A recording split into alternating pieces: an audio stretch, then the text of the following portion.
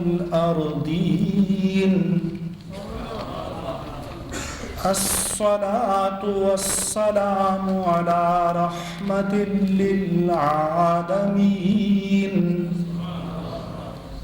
حبيبنا وحبيب رب العالمين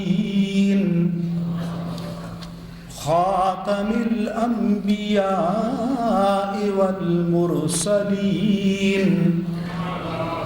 امام الاولین والآخرین سیدنا و سید الانبیاء والمرسلین سیدنا و مولانا محمد النبی الأمی وعلى آلہ الطیبین الطاہرین وعلى صحابته الصدیقین الصادقین وعلى كل من تبعهم بإحسان إلى يوم الدين اما بعد فاعوذ باللہ من الشیطان الرجیم بسم اللہ الرحمن الرحیم والذین اوتوا العلم درجات آمنت باللہ صدق اللہ مولانا العظیم وبلغنا رسوله النبي الأمين الكريم الرؤوف الرحيم ونحن على ذلك لمن الشاهدين والشاكرين. صدر مجلس، میر محفل، ذو المجد والکرم، امین حسنات کرم اور وارث روایات و اقدار کرم حضرت علامہ صاحبزادہ پیر امین الحسنات شاہ صاحب دامت برکاتہم العالیہ، اس ادارے اور اس جلسے کے منتظم اور مؤسس حضرت علامہ پیرزادہ محمد امداد حسین صاحب اور شیخ طریقت حضرت علامہ علاء الدین صدیقی صاحب دامت برکاتہم العالیہ، لائق صد احترام حضرات اجلہ، افاضل، اکابر، علماء کرام، مشائخ اعظام، وارثان شریعت، شیوخ طریقت، ائمہ و خطباء کرام اور میرے عزیز دینی بھائیوں، السلام علیکم ورحمۃ اللہ وبرکاتہ.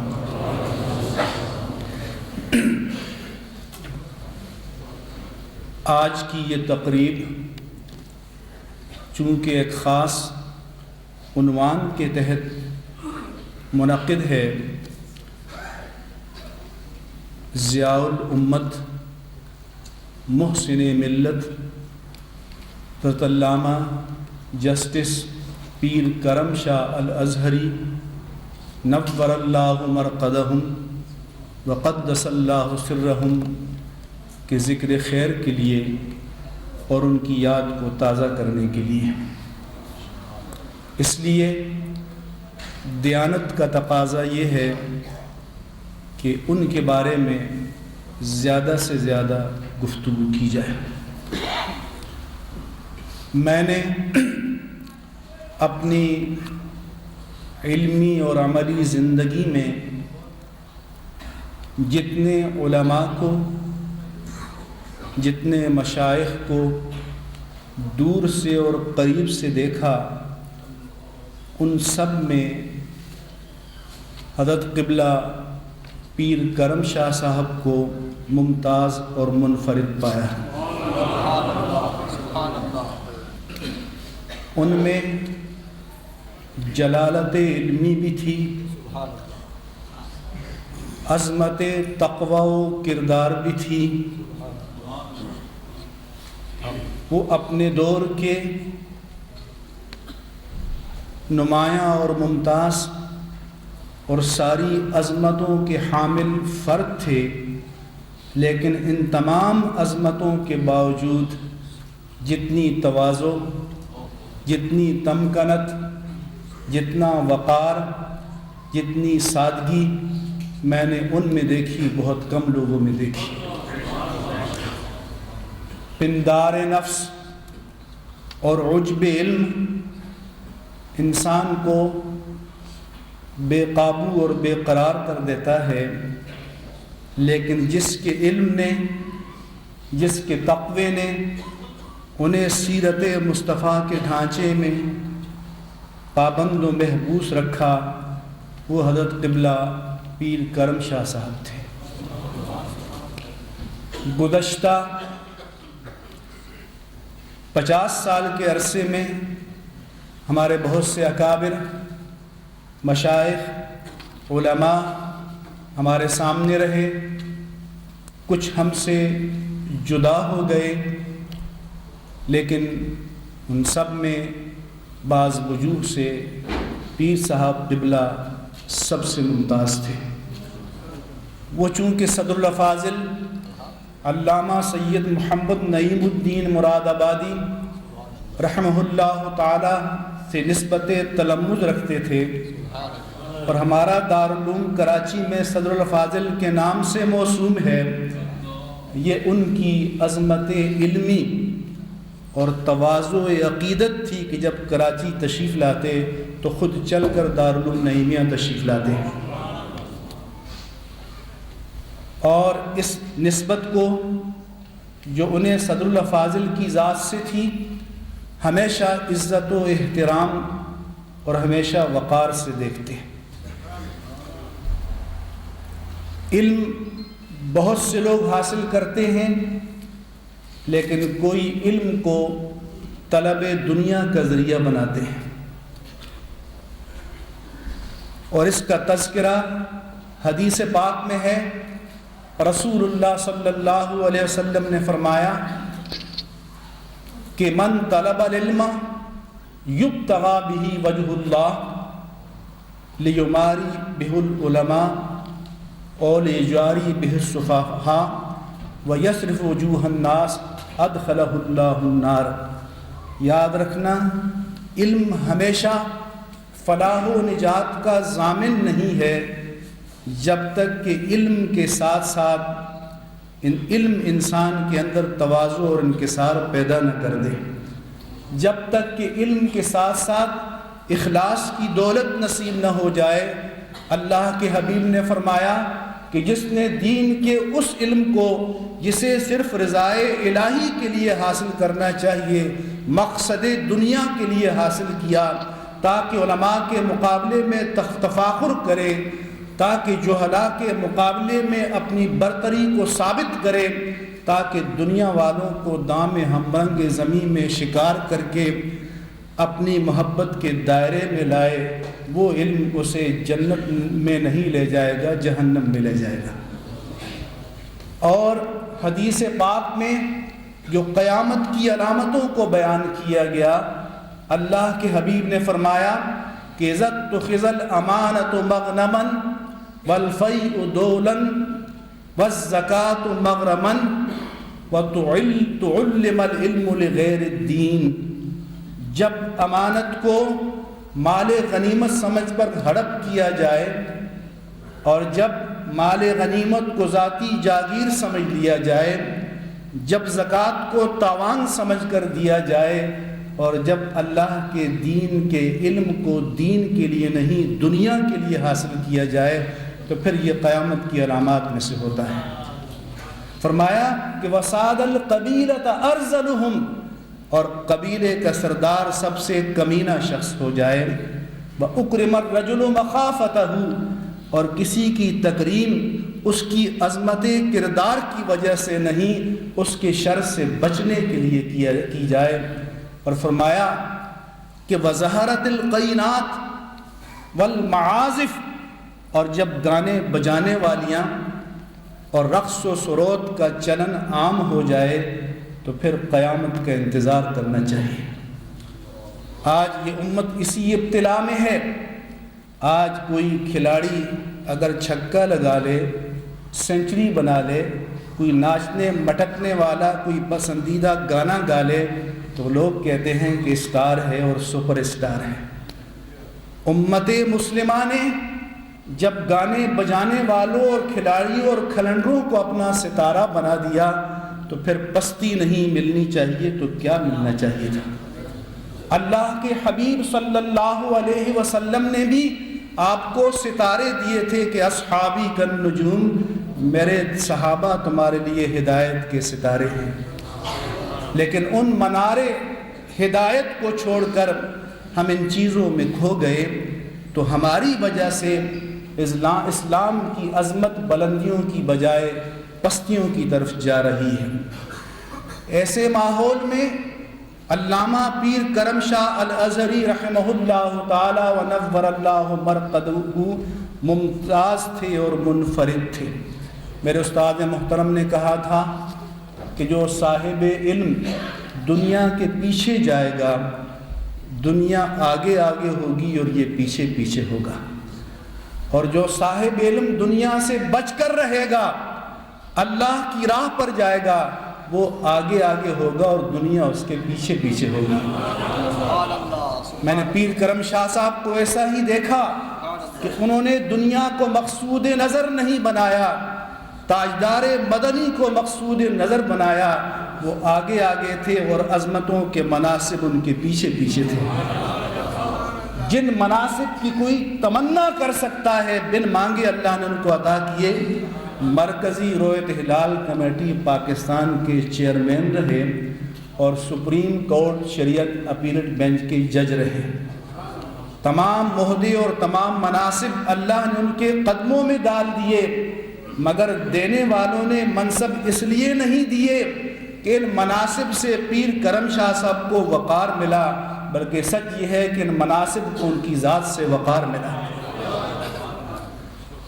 پیر کرم شاہ الازہری رحمہ اللہ تعالی گزشتہ 50 سال کے عرصے میں یہ آپ کو بتانا چاہتا ہوں کہ جس نے وقی کام کیا ہے ہمارے اس سرزمین پاک و ہند میں، وہ پیر کرم شاہ الازہری ہیں اور علامہ غلام رسول سعیدی ہیں۔ ایک وقت تھا کہ لوگ پوچھتے تھے کہ آپ کے پاس اردو کی کامل تفسیر کون سی ہے؟ ہمارے پاس بتانے کے لیے کوئی ایک نام بھی نہیں تھا۔ آپ کے پاس سیرت کی مکمل کتاب کون سی ہے؟ بتانے کے لیے کوئی ایک نام نہیں تھا۔ ضیاء الامت کی عظمتوں پر قربان جائیے کہ امت کے ہاتھ میں ضیاء القرآن تھما دی اور امت کے ہاتھ میں ضیاء النبی تھما دی۔ آج ہم اس پر فخر کر سکتے ہیں، اور بہت سے لوگ جن کے نام بڑے بلند ہیں 10 20 50 سال کے ساتھ وہ تاریخ کے ملبے ترے دب جائیں گے، مگر ضیاء القرآن اور ضیاء النبی ہمیشہ چمکتے دمکتے آفتاب کی طرح رہیں گے۔ اسی طرح سے شرح صحیح مسلم اور تبیان القرآن، یہ وہ بڑے کام ہیں جو پیر کرم شاہ الازہری نے انجام دیے۔ وہ کام جو بڑے بڑے ادارے انجام نہ دے سکے، وہ حضرت پیر کرم شاہ الازہری نے تنہا انجام دیا۔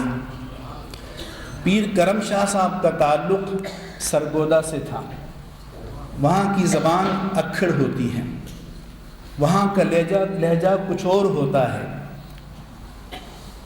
مفتی احمد یار خان صاحب نعیمی رحمہ اللہ تعالی مراد آباد سے پاکستان تشریف لائے۔ سب سے پہلے تصنیف کا کام انہوں نے کیا، تفسیر نعیمی لکھی۔ تمہارے مفتی محمد اطہر نعیمی صاحب جو مراد آباد سے ہیں کہا کرتے تھے کہ مفتی صاحب یو پی کے تھے، سرگودا کی زبان لکھی، اور پیر صاحب سرگودا کے تھے، یو پی کی زبان لکھی۔ ایسی شیریں اور پیاری زبان جو کوثر و تسنیم میں دھلی ہوئی ہو۔ قرآن کی فصاحت و بلاغت عربی کو اردو کی فصاحت و بلاغت عربی میں تبدیل کر دیا، اور قرآن کا لفظی ترجمہ نہیں کیا، قرآن کی ترجمانی کر دی۔ آپ کو معلوم ہونا چاہیے کہ قرآن کا ترجمہ کرنا کوئی آسان کام نہیں ہے، اس لیے ایک عرصے تک امت ترجمہ قرآن کرنے کو بدعت کہا کرتی تھی، کیونکہ اللہ تعالیٰ کے کلام میں جو اعجاز اور بلاغت ہے اسے کسی انسانی کلام میں منتقل کرنا ممکن ہی نہیں ہے، اور اگر کوئی اسے ممکن مان لے تو پھر قرآن معجزہ نہیں رہے گا۔ لیکن پھر امت کی فلاح کے لیے تراجم کا سلسلہ شروع ہوا، لوگوں نے ترجمے کیے، مگر ہمارے اکابر نے جو ترجمے کیے وہ ایسے ترجمے ہیں کہ سائنس جتنی ترقی کرے گی وہ قرآنی صداقتوں کی گواہی دیتی چلی جائے گی۔ قرآن کی ایک آیت ہے کہ یا معاشر الجن والانس ان استطعتم ان تنفذوا من اقطار السماوات والارض فانفذوا لا تنفذون الا بسلطان۔ اشرف علی تھانوی نے، محمود الحسن نے، مولانا مودودی نے، شیخ الہند نے ترجمہ کیا کہ جن و انسان کے گروہ، اگر تم زمین و آسمان کی حدوں کو پار کر کے جا سکتے ہو تو جا کر دیکھ لو، نہیں جا پاؤ گے مگر طاقت سے، اور انہوں نے لکھا کہ طاقت تو ہے نہیں، یہ لکھا۔ مگر آج آپ دیکھ رہے ہیں کہ انسان کے پاس وہ طاقت آ گئی، انسان نے راکٹ داغا اور زمین کا جو گریویٹی سرکل ہے، دائرہ ہے، اس سے باہر نکل گیا۔ انسان نے راکٹ داغا اور چاند کے سرکل میں داخل ہو گیا، انسان نے راکٹ داغا اور دوبارہ زمین کے محور میں داخل ہو گیا۔ انسان تمام ستاروں پر کمندیں ڈال رہا ہے، نہ جانے انسان کا علم آگے کتنا ترقی کرے گا۔ اس ترجمے کو سامنے رکھیں تو کوئی کہہ سکتا ہے کہ تم تو کہہ رہے تھے کہ زمین سے نکل نہیں سکتے، نکلنے کے لیے طاقت چاہیے، طاقت بھی آ گئی اور نکل بھی گئے، تو پھر تو قرآن ساتھ نہیں دے رہا ہے وقت کا۔ ہمارے اکابر امام اہل سنت مجدد دین و ملت فاضل بریلوی اور غزالی دوران علامہ کاظمی اور ضیاء الامت پیر کرم شاہ الازہری نے ترجمہ کیا، کیونکہ سلطان کے معنی طاقت کے بھی ہیں، سلطان کے معنی حجت کے بھی ہیں، سلطان کے معنی اقتدار کے بھی ہیں۔ انہوں نے کہا کہ جن و انسان کے گروہ، اگر زمین و آسمان کی حدود سے ماوراء نکل سکتے ہو تو نکل کر دیکھ لو، تم جہاں بھی نکل کر جاؤ گے میرے رب کی بادشاہت ملے گی۔ 1000 سال کے بعد انسان نہ جانے 1000 گنا آگے سفر کرے گا، لیکن قرآن کی آیت کی صداقت اس ترجمے کی روشنی میں بولتی رہے گی۔ انسان جتنی عظمتوں کو طے کرے گا، ضیاء القرآن اس کے ساتھ ساتھ چلتی رہے گی۔ تو ہمارے علماء نے قرآن مجید کی ترجمانی کی، اور یہ یاد رکھنا کہ اسلام میں علم کا بڑا مقام ہے۔ بعض لوگ اپنے تقوی پر ناز کرتے ہیں، لیکن اللہ کے حبیب نے فرمایا کہ فقیہ واحد اشد علی الشیطان من 1000 عابد، کہ ایک فقیہ شیطان پر 1000 عابدوں سے بھاری ہے۔ اور اللہ کے حبیب نے فرمایا کہ تدارس العلم ساعۃ خیر من احیائها ساعۃ من اللیل، اگر کوئی رات کو چند لمحوں کے لیے دین کا علم پڑھے اور پڑھائے اور دوسرا ساری رات جاگتا رہے، تو اس علم پڑھنے اور پڑھانے والے کے چند لمحے اس کی ساری رات کے جگراتے پر بھاری ہیں۔ علم کا بڑا مقام ہے، علم کی بڑی عظمتیں ہیں۔ فقہائے ملت نے کہا کہ اگر کوئی مفتی وقت ہے اور فتوے دینے والے دستیاب نہیں ہیں تو وہ فرائض پڑھ کے سنت مؤکدہ کو چھوڑ دے اور فتویٰ دینے بیٹھ جائے، تو کسی متقی اور پارسا کو اس پر کام نہیں کرنا چاہیے، کیونکہ ایسے عالم میں سنت پڑھنا سنت ہے اور فتویٰ دینا فرض کفایہ بن جاتا ہے۔ امام محمد بن حسن شیبانی امام اعظم رضی اللہ عنہ کے شاگرد اور ان کے شاگرد اور پروردہ امام محمد بن ادریس الشافعی تھے، جن کی طرف فقہ شافعی منسوب ہے، وہ امام اعظم کے شاگرد تھے۔ ایک مرتبہ امام محمد کے گھر آئے، اپنے شیخ کے گھر آئے امام محمد نے عشاء کی نماز پڑھی اور لیٹ گئے. امام شافعی کچھ دیر تک قیام کرتے رہے، پھر سو گئے. پچھلے پہر تہجد کے لیے اٹھے، دیکھا کہ شیخ لیٹے ہوئے. پھر فجر کی اذان ہوئی، شیخ لیٹے ہوئے ہیں. ادباً جگا بھی نہیں سکتے، دل میں کھلبلی بھی ہے کہ نہ تہجد پڑھا نہ بر وقت اٹھے.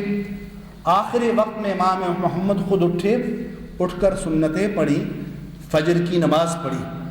آج لوگ اعتراض کرتے ہیں امام شافعی جو اتنے بڑے پائے کے امام تھے اپنے استاد پر اعتراض نہیں کیا. ان کا ادب دیکھیے. ادب سے پوچھتے ہیں کہ استاذ محترم، کیا آپ کے مسلک میں نیند سے وضو نہیں ٹوٹتا؟ کیا آپ عشاء کی نماز پڑھ کے لیٹے اور اٹھ کے فجر کی نماز پڑھ لی؟ انہوں نے کہا کہ محمد، تم نے سوچا ہوگا کہ میں نے بڑے نوافل پڑھے، تہجد میں قیام کیا، بڑی عبادت کی، اور یہ سوئے رہے. میں سویا نہیں، میں نے رات کو لیٹے لیٹے شریعت کے یہ 100 مسئلے دریافت کیے ہیں. انہوں نے کہا کہ میرے تہجد آپ پر قربان ہو جائیں. تو علم کا اسلام میں، علم کا دین میں بڑا مقام ہے. اور آج کل علماء کی قلت کیوں ہو رہی ہے کہ اہل سنت میں علماء کی توقیر کم ہوتی جا رہی ہے. ڈیمانڈ اینڈ سپلائی کا نظام ہے کہ جس طبقے میں، جس گروہ میں جس چیز کی ڈیمانڈ ہوگی اس کی سپلائی ہوگی. اگر آپ چاہتے ہیں کہ اہل